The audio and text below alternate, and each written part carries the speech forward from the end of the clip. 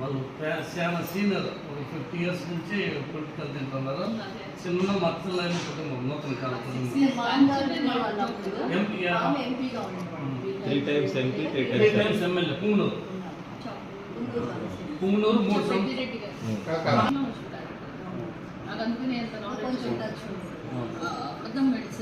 గారైనటువంటి ఉండవల్లి శ్రీదేవి గారికి స్వాగతం, సుస్వాగతం. అదేవిధంగా ఇప్పుడు పల్మనేరు టౌన్ కమిటీ అధ్యక్షులు ఆర్బీసీ కుట్టి గారిని సన్మానం చేయవలసిందిగా కోరుతున్నాం.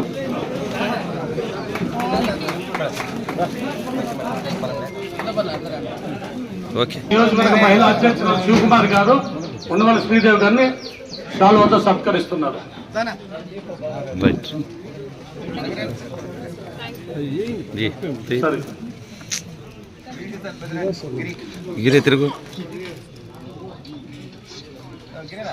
అలాగే రామన్ గారిని పరిచయం గారు, వీకోట మండల అధ్యక్షులు రంగనాథ్ గారు, పెద్దపంజాని మండల అధ్యక్షులు ఆనంద్ గారు, జిల్లా మైనార్టీ ప్రెసిడెంట్ అధ్యక్షులు కాజాపూర్ గారు, అర్బన్ ఆర్బీసీ కుట్టి గారు బలరాం శెట్టి గారు. అంటే అడిగండి చెప్పేస్తాను. బాలాచంద్ర గారు, రామన్ గారు ఆర్బీసీ పరిచయం అంటే ఇంత భయంకరంగా ఉంటుందా ఫ్యాక్షన్ అని. కానీ ఈ రోజు తెలుగుదేశం కార్యకర్తలు వీరందరూ కూడా పట్టిన జెండా దించకుండా తెలుగుదేశం అండగా ఉండి, ఎక్కడైనా ఎమ్మెల్యే అంటే మాజీ ఎమ్మెల్యే ఉంటుంది, మాజీ ఎంపీ ఉంటాడు, కానీ కార్యకర్తలకి మాజీ అనే మాటే లేదు. ఇలాంటి కార్యకర్తలు ఉండబట్టే ఈ రోజు మరి 43 సంవత్సరాలు మరి కంప్లీట్ చేసుకొని తెలుగుదేశం మనకి కడప గడ్డ, ఈ కడప గడ్డల్లో గడపలన్నీ పసుపు మయం చేసినందుకు మీ అందరికీ మరొక్కసారి నా హృదయపూర్వక శుభాకాంక్షలు. ఈ రోజు మరి ఇక్కడికి రావడం నాకు చాలా సంతోషంగా ఉంది. ఎందుకంటే గత ప్రభుత్వంలో అంటే వైసీపీలో 2019 నుంచి 2024 వరకు నేను ఎమ్మెల్యేగా ఉన్నా. కానీ ఆ ప్రభుత్వంలో మరి ఎలాంటి అరాజకాలు, ఘోరాలు ఇవన్నీ కూడా చూసి నాలాంటి చదువుకున్న వాళ్ళు, మీ అందరికీ తెలుసు నేను ఒక డాక్టర్ని, గైనకాలజిస్ట్ అండ్ ఐవీఎఫ్ స్పెషలిస్ట్. నేను అమెరికాలో ఎండి చేశాను. మరి చాలా 2000 పైన టెస్ట్ ట్యూబ్ బేబీ చేసినందుకు గాను నాకు వైద్యరత్న, వైద్య విద్వాన్, వైద్య శిరోమణి, అంబేద్కర్ ఎక్సలెన్సీ అవార్డ్స్ వచ్చినాయి. మరి చాలా టీవీ షోస్ 3000 పైన నేను హెల్త్ షోస్ చేశాను. మరి నన్ను తీసుకొచ్చి రాజధాని అమరావతిలో ఇక్కడే ఉంటుంది అమరావతి అని చెప్తే మరి నేను రావటం, ప్రతి వాళ్ళకు కూడా అమరావతి ఇక్కడే ఉంటుందని చెప్పి ఓట్లు వేయించుకోవడం జరిగింది. కానీ గెలిచిన 6 నెలలకే అసెంబ్లీ సాక్షిగా 2019 డిసెంబర్లోనే 3 రాజధానులు అనుకుంటూ రాగం తీసేశాడు జగన్మోహన్ రెడ్డి గారు. మరి ఇంకా ఏమన్నా మంచి పనులు చేస్తాడా? ఇది కాకపోతే అంటే కౌలు వేయరు, అక్కడ వాళ్ళకి ఒక లైట్ వెలగదు. మరి ఇలాంటి భయంకరమైన పరిస్థితిలో మద్యం అంటేనేమో మద్యం కుంభకోణాలు. మరి మీ అందరికీ తెలుసు 30 లక్షల మంది ఆ కల్తీ మద్యం తాగి అందరు కూడా హాస్పిటల్ పాలవటం, 30,000 మంది చనిపోవటం, ఇవన్నీ కూడా చూస్తూనే ఉన్నాం. మరి మీ అందరూ కూడా ఎంతో ప్రతిష్టాత్మకంగా అన్నా క్యాంటీన్లు అంటే పేదవాడికి కడుపు నింపడానికి 5 రూపాయలతో అన్నా క్యాంటీన్లు మరి స్టార్ట్ చేస్తే అవన్నీ మూసేశారు. మరి గెలిచిన దగ్గర నుంచి మీ అందరికీ తెలుసు, ఎక్కడ మీరు ఎప్పుడైనా వచ్చారా అమరావతి? చంద్రబాబు నాయుడు గారు ఇల్లు చూసారా? పక్కనున్న ప్రజావేదికను కొట్టేశారు.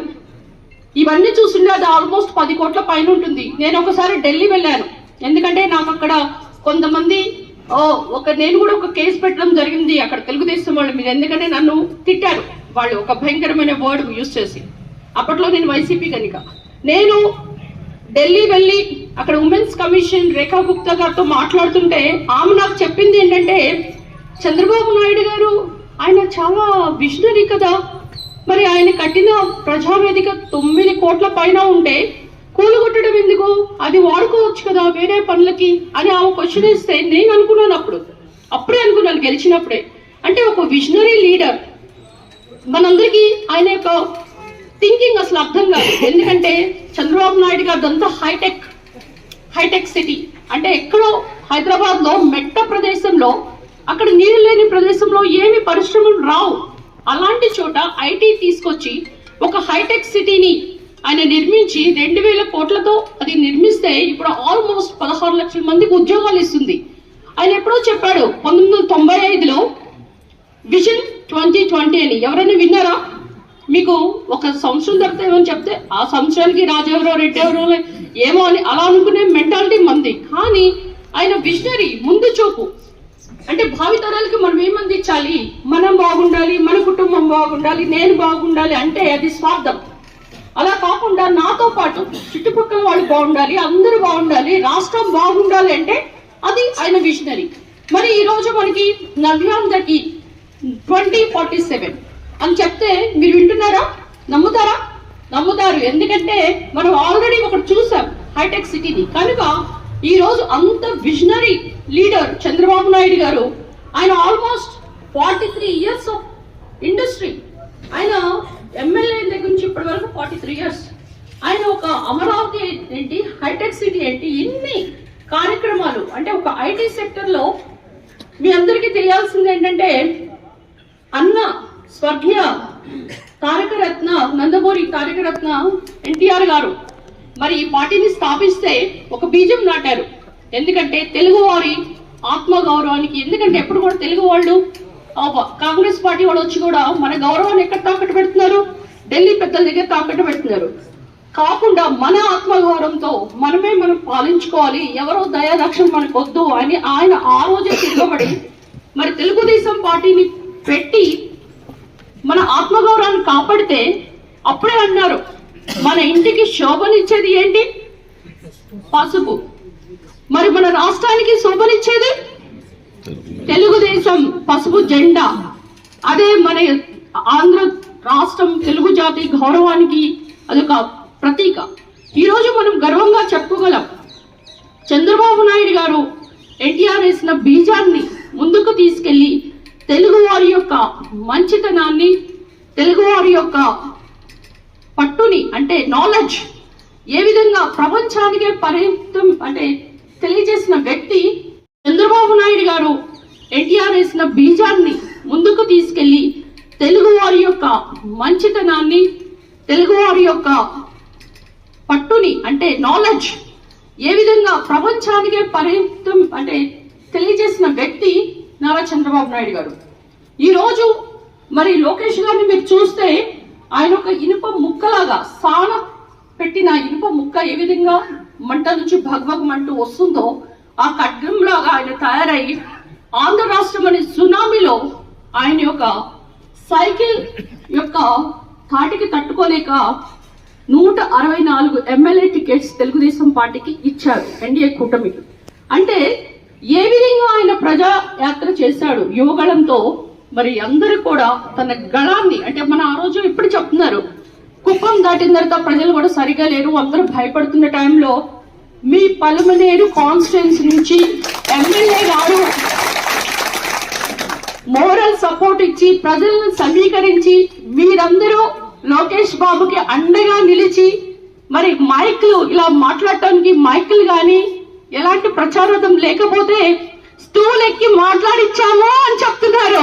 అంటే అది కదా మీ గొప్పదనం. You are so strong. I really like you people.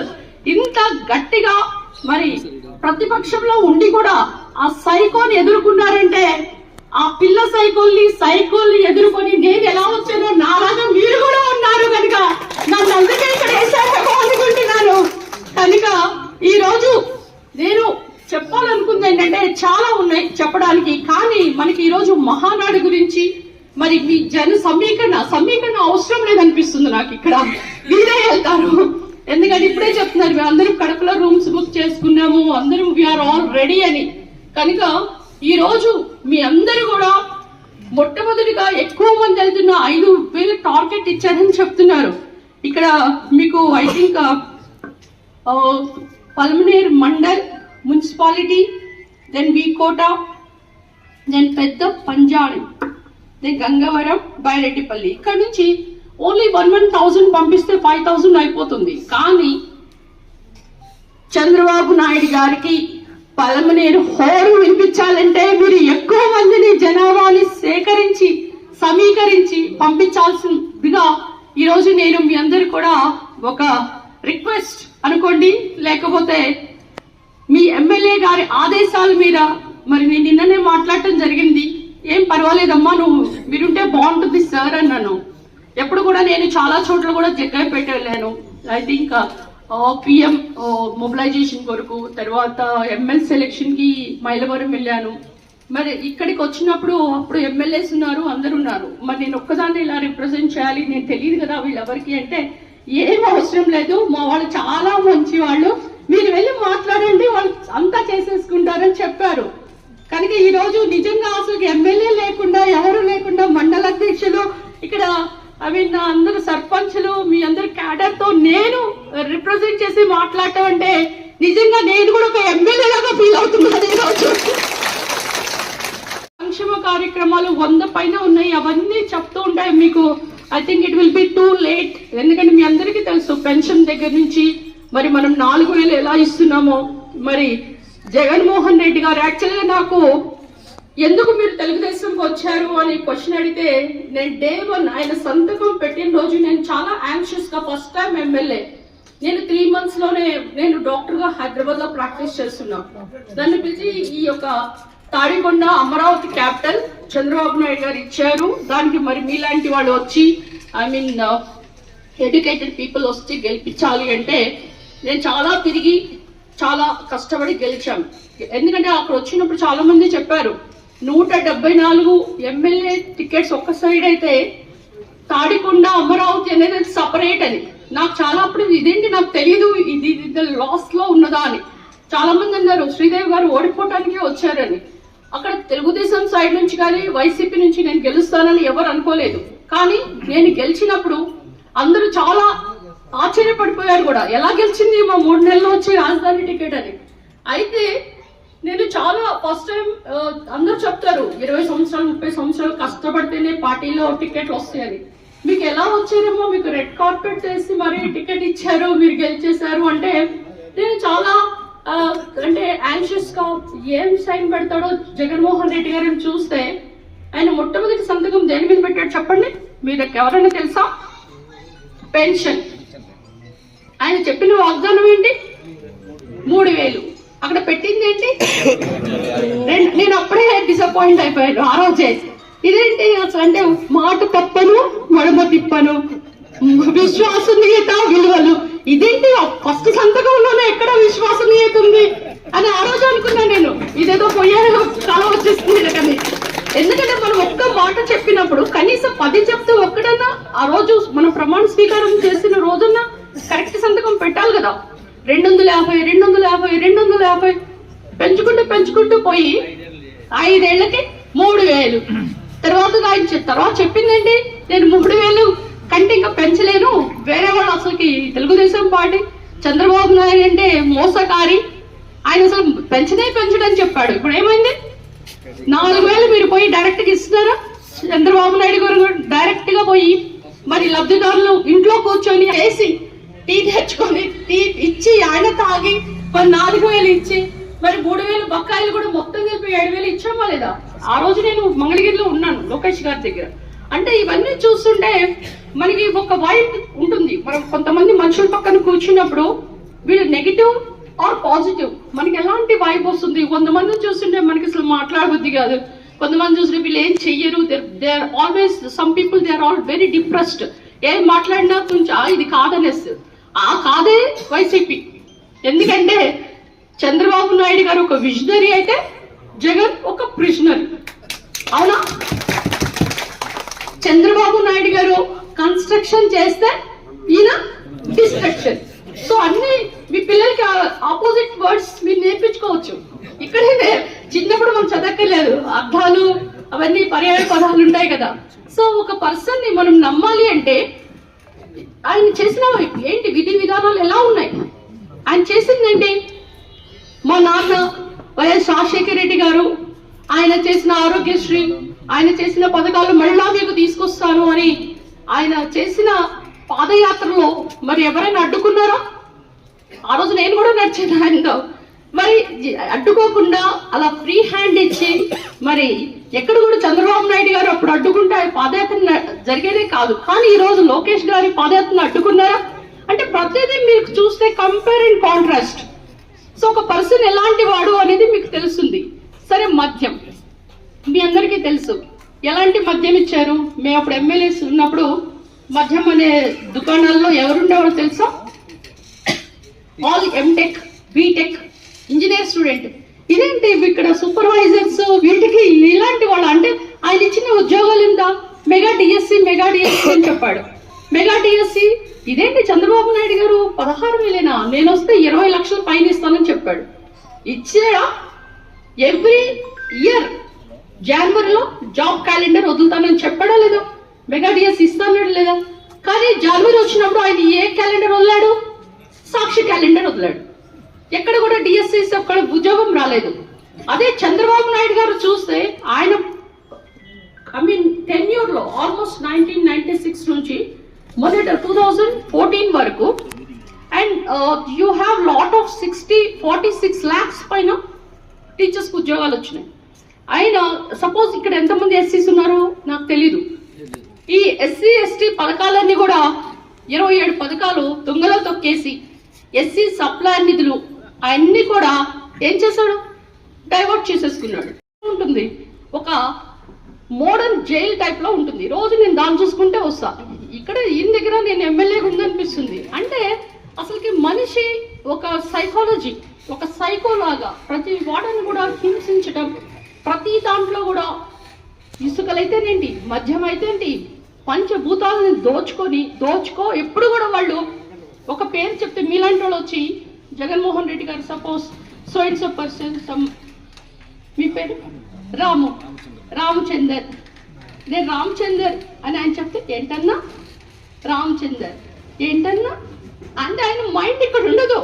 ఆ మనిషి ఏం చెప్తున్నాడు ఆ మైండ్ అంతా మధ్యంలో సాయంత్రానికి ఎంత వస్తుంది కలెక్ట్ చేసుకుంటారు. ఎన్ని సూట్ కేసులు వస్తాయి, లేకపోతే ఇంకొక కుంభకోణం, ఇంకో స్కామ్ లో ఇంకేమొస్తుంది. ఇవన్నీ ఆర్ట్లోనే ఉంటాడు తప్పితే మనం చెప్పే మాట కూడా ఇంక అర్థం కాదు.